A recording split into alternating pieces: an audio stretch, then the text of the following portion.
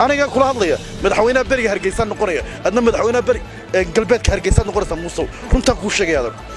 وحول بوح يكون أكسين حقيقة الله وذقاته ماشي ولا وذلي أنا ما أدري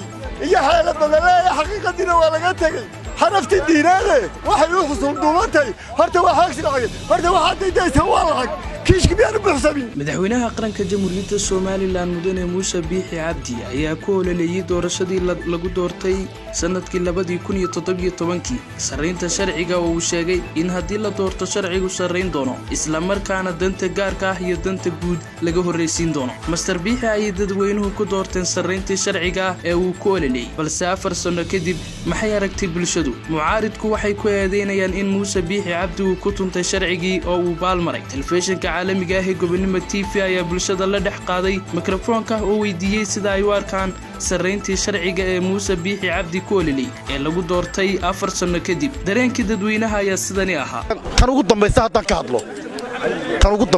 ka hadlo waxa weeyaan mashruuc kororsi ah ayaa ka jira meesha waxa weeyaan haddii waxa jira nidaamyo wax loo kordhiyaa baa jira sharcigu wuxuu qabaa haddii asbaabaha qaar dhacaan in la samayn karo muddo kororsi abaar aad u dhib badan oo kale xanuuna siyaada ah oo kale maxaa dhaday sheeg colaado oo kale alxamdulillah ilaahay intii midna nagu mukeenin balse qasab waa in shaygii aan anigu taagna maaha kale la soo hormariyaa waa meeshii inaan ka kicin anigu xaqiiqada meesha talaaba taasu doorashadii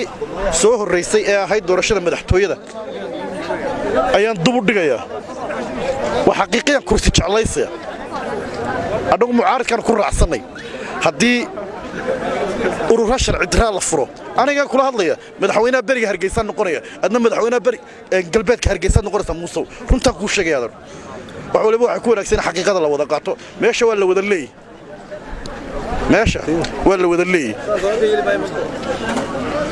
waxaan u malaynayaa maanta in laga weynaaday reer hebel haddaanu nahay reer hebel baa loo jeedaa anugu reer ku aflaqaadayn maayo soomaaliduna wada simantay waxyaabaha kaliya tayntii Soomaaliland dhex marayaan ka bartay waxa kamid ah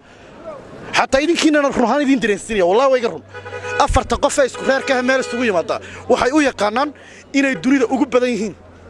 ugu raganimo badan yihiin ugu dagaalyahansan yihiin ugu deeqsisan yihiin balse afarta mid hareeraha ka taagan u badeynta la tag wana maangabnimo runtii haddii Muuse Biixi uu isbidaayo askari baa tahay awood ciidan wax ku muquuni sharciga xagga doonta kaga kaalay nin waliba intiisu iska qaadan doona waxa jira mid aan la dafiri karin Soomaaliland waa beelo dunida oo dhan waa beelo magacyada gobolada dunida lagu sheegaa magacuun baan u naqanaa laakiin waa reer meel degan waxa weeyaan waxba yaan lagu sii tagaalay madaxweynuhu waxa ka daayo sharci ku tumashada dalka ka daayo hadii kale wixii ka yimaada isaga uu uri doonta aad baa mahadsantahay maanta joogta hore ugu tumatay halka xalaba suran markay noo saran tahay waxaan oran jiray islaamina haday naga soo hadho waxaan u dhiibanaynaa islaanta indhala diinta islaamkana waan isku xukumaynaa tii bariga tiriye waxa ku jirtay dad wanaagsan dul wada dhasho dawladnimo gaara oo dirirta xogeeyay iyo diinta eebayba hadii se kala duliga noqdo oo daxas ku noolaada nimanba dalkiinii fadhiya dagaaladiinii dibna inaanay uga laaban bay duulka galiyeen ku dirqayo dagaalamo dawlad qabtiya ku jirtay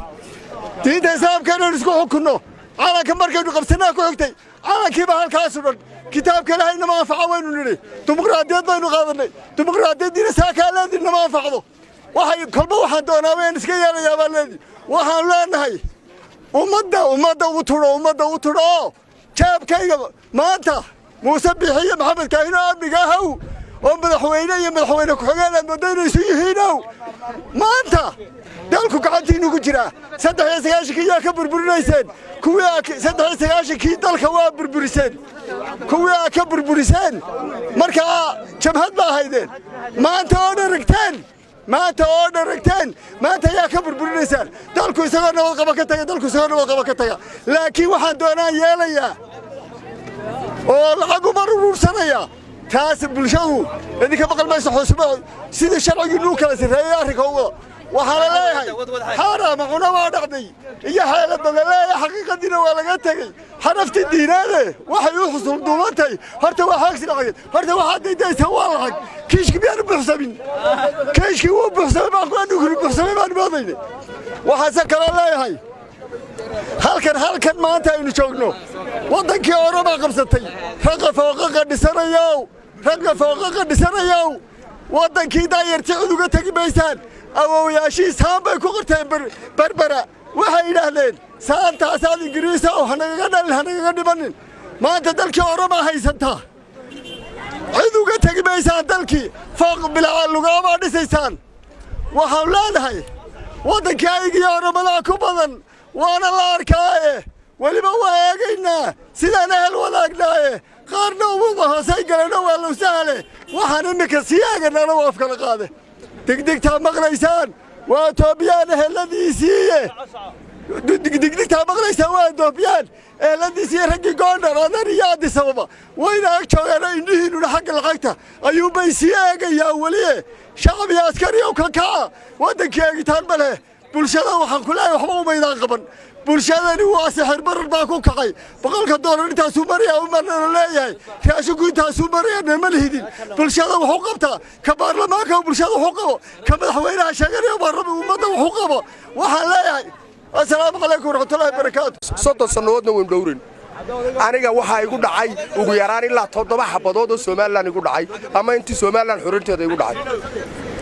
waxa kamid ah imka bilaa gacantayda soo qura waxa ku taala 1 2